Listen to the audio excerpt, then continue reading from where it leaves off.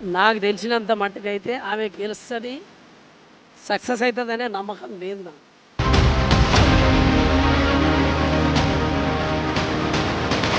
CM అనేది అది waste ముచ్చట. అది సీఎం అది పార్టీ అనేది అసలు గెటాన్ కాదు. అది ఏదో వాళ్ళని బెదిరియడానికి చిన్నగా చేసిన తమాషా తప్పితే ఇది ఆ కవిత పార్టీ అనేది గెటాన్ అనేది కాదు.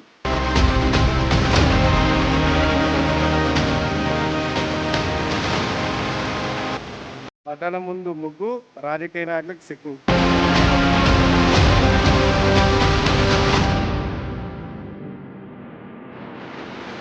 రాష్ట్రంలో నిన్న కొత్తగా ఒక పార్టీ ప్రాంతీయ పార్టీ ఏర్పడింది. దానికి టీఆర్ఎస్గా నామకరణం చేసినటువంటి కల్వకుంట్ల కవిత గారు. మరి రాష్ట్రంలో ఇంతకుముందు కూడా చాలా ప్రాంతీయ పార్టీలు ఉన్నాయి. అయినప్పటికీ కూడా ఆమె ఇంకో కొత్త పార్టీ టీఆర్ఎస్ తెలంగాణ రాష్ట్ర సేన అటువంటి ఒక పార్టీని స్థాపించింది. మరి ఆమె సక్సెస్ కాగలుగుతుందా లేదా అనేది ఇక్కడ కొంతమంది అన్నలు ఉన్నారు. వాళ్ళ వాళ్ళ మాటల్లో తెలుసుకునే ప్రయత్నం చేద్దాం. అన్న నమస్తే. నమస్తే.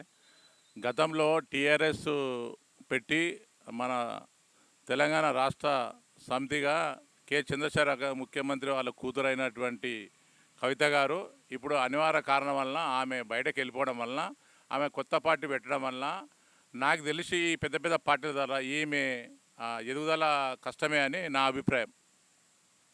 అన్న ఆమె ఒక పిడికిలు బిగించి మరి చెబుతా ఉన్నది, మేము ఉచితంగా వైద్యం ఇస్తాము, ఉచిత విద్య చేస్తాము, ఉచిత విద్యను అందిస్తాము.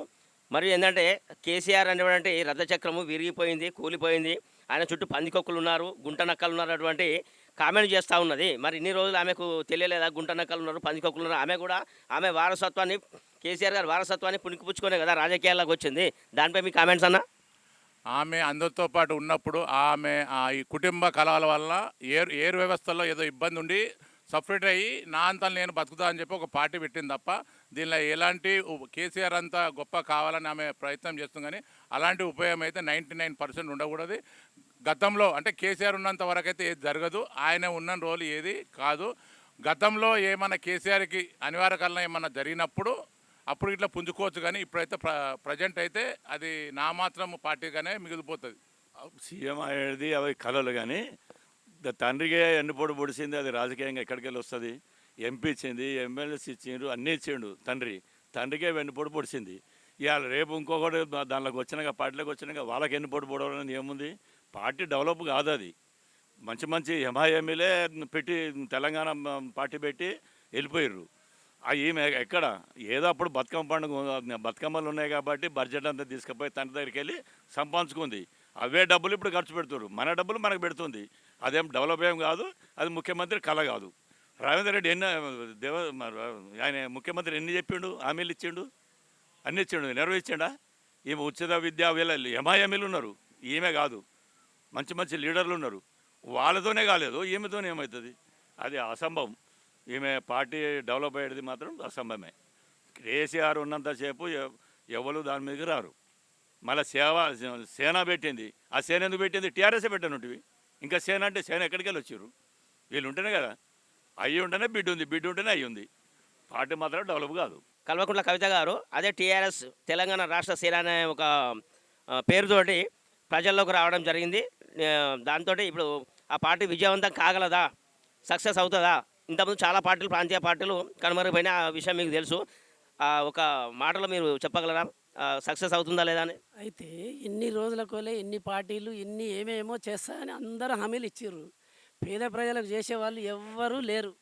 ప్రజల కోసం కష్టపడే వాళ్ళు ఎవరు లేరు. వాళ్ళ స్వార్థం వాళ్ళ కోసమే కొట్లాడే వాళ్ళు ఉన్నారు. ఈ భూమి మీద ఉచిత వైద్యం, ఉచితంగా విద్య, ఉచితంగా మన హాస్పిటల్స్, ఇవి చేసేవాళ్ళు ఎవరు లేరు అనుడు మాత్రమే. వాళ్ళ స్వార్థాల కోసమే రాజకీయాలు. ప్రజల కోసం పట్టించుకునే వాళ్ళు ఈ భూమి మీద సరిగ్గా లేరు. ఇది నా అభిప్రాయం.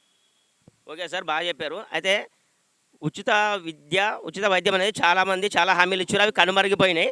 ఇప్పుడు ప్రజెంట్ ఏంటంటే కవిత గారు ఇందులో సక్సెస్ కాగలరా? ఆమె తెలంగాణలో పార్టీని పుంజుకొని సీఎం కాగలనేటువంటి కామెంట్స్ మీద నాకు తెలిసినంత మట్టుకైతే ఆమె గెలుస్తుంది, సక్సెస్ అవుతుందనే నమ్మకం లేదు నాకు. ఎందుకంటే ఇలాంటి మాటలు, వాగ్దానాలు ఎందరో చేసిర్రు, కానీ అందులో ఎవరు సఫలీకృతం కాలే. విద్య వైద్యం అందించినప్పుడే ప్రజలు వాళ్ళ గురించి ఆలోచిస్తారు. ఇవి రెండు లేనప్పుడు ఆలోచించే వాళ్ళు లేరు. వాళ్ళకి నచ్చిన వానికి వేసుకుంటూ పోతూనే ఉంటారు అంతే. సీఎం అనేది అది వేస్ట్ ముచ్చట. అది సీఎం అది పార్టీ అనేది అసలు గెటాన్ కాదు. అది ఏదో వాళ్ళని బెదిరియడానికి చిన్నగా చేసిన తమాషా తప్పితే ఇది ఆ కవిత పార్టీ అనేది గెటాన్ అనేది కాదు. ఇక సీఎం అనేది అది కళ అంతే. ఇక అదే ఇంటి పేరు మార్చుకోవాల్సిన అవసరం ఉందా కవిత గారు? 100% మార్చుకోవాలి కదా. ఇంటి పేరు అత్తారి ఇంటి పేరు పెట్టుకునే ప్రొసీడ్ కావాలి కదా. ఇది కల్వకుంట్ల అని పెట్టుకోదు కదా.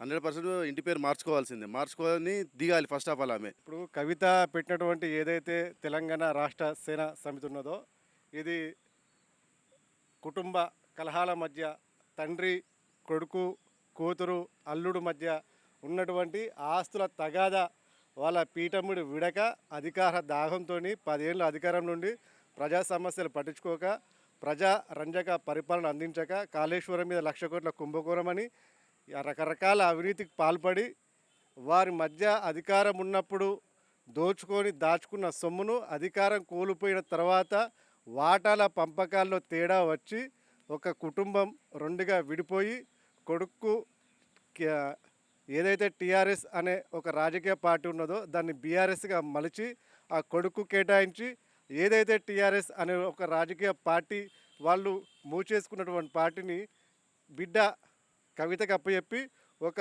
2 పార్టీలను ఒక కుటుంబానికి పంచిన ఒక విషయాన్ని తెలంగాణ ప్రజలు గమనిస్తున్నారు. ఇది కేవలం వాళ్ళ కేసీఆర్ గారి కుటుంబ డ్రామా తప్ప ఇంకోటి కాదని చెప్పి ప్రజలు గ్రహిస్తున్నారు. ఓకేనా. ఇప్పుడు కల్వకుంట్ల కవిత గారు తండ్రి చెట్టు పేరు చెప్పుకొని కాయలు అమ్ముకున్నట్టుగా ఇప్పుడు టీఆర్ఎస్ తెలంగాణ రాష్ట్ర సమితిని వాళ్ళు బీఆర్ఎస్ చేశారు, భారత రాష్ట్ర సమితి. ఇప్పుడు ఈమె టీఆర్ఎస్గా దాన్ని ఒక పేరు పెట్టుకొని తెలంగాణ రాష్ట్ర సేన అని పెట్టుకోవడం జరిగింది. అలాగే కల్వకుంట్ల పేరు కూడా తీసేసి దేవనపల్లి కవిత అని పెట్టుకొని రాజకీయం చేయాల్సిన అవసరం ఉందా, లేకుంటే కల్వకుంట్ల కవితగానే ఆమె కంటిన్యూషన్ చేయొచ్చా? శ్మశానం ముందు ముగ్గు రాజకీయ నాయకులకు సిగ్గు లేదన్నట్టుగా కేసీఆర్ కుటుంబానికి కానీ కవితకు కానీ హరీష్ రావు గారికి కానివ్వండి, సంతోష్ రావు కానివ్వండి, కేటీఆర్ కానివ్వండి తెలంగాణ అమర వీరులకు సంబంధించి 1,400 మంది కుటుంబాలను వీళ్ళు 10 ఏళ్లలో ఎప్పుడన్నా ఆదుకున్నారా? వారి త్యాగాలను ఎప్పుడన్నా వీళ్ళు గుర్తించున్నారా? వారి కుటుంబాలను రాజకీయంగా ఆర్థికంగా ఎదిగేంత ప్రోత్సాహం వీళ్ళు కల్పించిర్రా? అలాంటి నీతి నిజాయితీ లేనటువంటి రాజకీయ కుటుంబం ఏదైనా ఉందంటే అది కేసీఆర్ గారి కుటుంబం ఈ రాష్ట్రంలో. అలాంటిది వాళ్ళు ఇంటి పేరు మార్చుకొని నిజాయితీగా ఒక విలువలతో కూడుకున్న రాజకీయాలు చేస్తారని చెప్పేసి వాళ్ళకి అనుకుంటారా? అదంతా పొలిటికల్ డ్రామా. ఇప్పుడు కేటీఆర్ గారు ముఖ్యమంత్రి 10 ఏళ్ళు ఉన్నప్పుడు, కేసీఆర్ గారు ఉన్నప్పుడు నంబర్ 1, నంబర్ 2, నంబర్ 3గా వ్యవహరించినటువంటి కేటీఆర్ గారు కానివ్వండి, హరీష్ రావు గారు కానివ్వండి, సంతోష్ రావు కానివ్వండి, ఇప్పుడు కవిత కానివ్వండి, ఈ 10 ఏళ్ళు అధికారంలో ఉన్నప్పుడు వీళ్ళు చేసిన ఘనకార్యాలు డ్రగ్స్ కానీ లిక్కర్స్ కుంభకోణం కానివ్వండి, భూ కుంభకోణాలు కానివ్వండి, ఏదైతే అత్యాచారాలు కానివ్వండి, ఏదైతే వామనరావు లాంటి లాయర్ల మీద రోడ్డు మీద హత్యలు చేసినటువంటి వీళ్ళ ఎమ్మెల్యేలు కానివ్వండి, అనేకమైన దురాఘాతాలు అనేకమైన అవినీతి కుంభకోణాలు చేసి ఇప్పుడు ఏదో శుద్ధ పూసలు చెప్తున్నట్టు తెలంగాణ సమాజాన్ని వీళ్ళ కుటుంబమే తప్ప ఇంకోళ్ళు ఉద్ధరించినటువంటి చందంగా వీళ్ళు రాజకీయ పార్టీ స్థాపించి ప్రజలను పిచ్చోళం చేద్దాం అనుకుంటారు. కానీ అక్కడ ఆంధ్రాలో షర్మిల ఎట్లా వచ్చిందో ఇప్పుడు కవిత కూడా సేమ్ తెలంగాణలో ఆ రకంగా కాబోతుంది. ఆమె తండ్రిని తట్టుకొని సీఎం కాలేదు. ఈ కుటుంబ సమస్యల వల్ల కొత్త రాజకీయ పార్టీ పెట్టడం అది సమంజసం కాదు. ఎందుకంటే ఆమె ఓనమాలు నేర్చుకునేది కేసీఆర్ దగ్గరనే రాజకీయంగా. ఆయన ఇచ్చిన స్థానం బట్టి ఆమె ఎమ్మెల్యేగా ఎన్నికయింది. ఆమె ఒక ఇంటికి ఇచ్చినటువంటి ఆడపడుచు ఆస్తి కోసం పోరాటం చేయాలి కానీ రాజకీయంగా పోరాటం చేయడం సమంజసం కాదు. ప్రజలు గమనిస్తూనే ఉంటారు కదా, ఆమె రాజకీయంగా ఎదగలేదు. ఆమె చేసినటువంటి కుంభకోణాలు, సారాయి కుంభకోణము, ఇవన్నీ ఆడపడుచులు చూస్తున్నారు. ఆడపడుచులు అయ్యారు, పురుషులు అయ్యారు. దేశాన్ని అంతా సారాయి కుంభకోణంలో ఆమె పాత్ర వహించడం అంత మంచిది కాదు కదా. ఒక స్త్రీగానే ఉండాలి. అట్లా రాజకీయంగా ఎదగొచ్చు కానీ అది సందర్భోచితంగా ఉండాలి. ఈరోజు మనం డిగ్రీ కాలేజ్ గ్రౌండ్లో ఉన్నటువంటి వాకర్స్తో మాట్లాడడం జరిగింది. వారి అభిప్రాయాలను మన హెచ్ఎస్ న్యూస్ తోటి పంచుకోవడం జరిగింది. మరి పోయి తండ్రి దగ్గర ఓనమాలు నేర్చుకొని, రాజకీయ ఓనమాలు నేర్చుకొని తండ్రికే వెన్నుపోటు పొడిచి పార్టీ పెట్టడం సమంజసం కాదు అనేటువంటి విషయాలు మనతోటి చాలామంది పంచుకోవడం జరిగింది.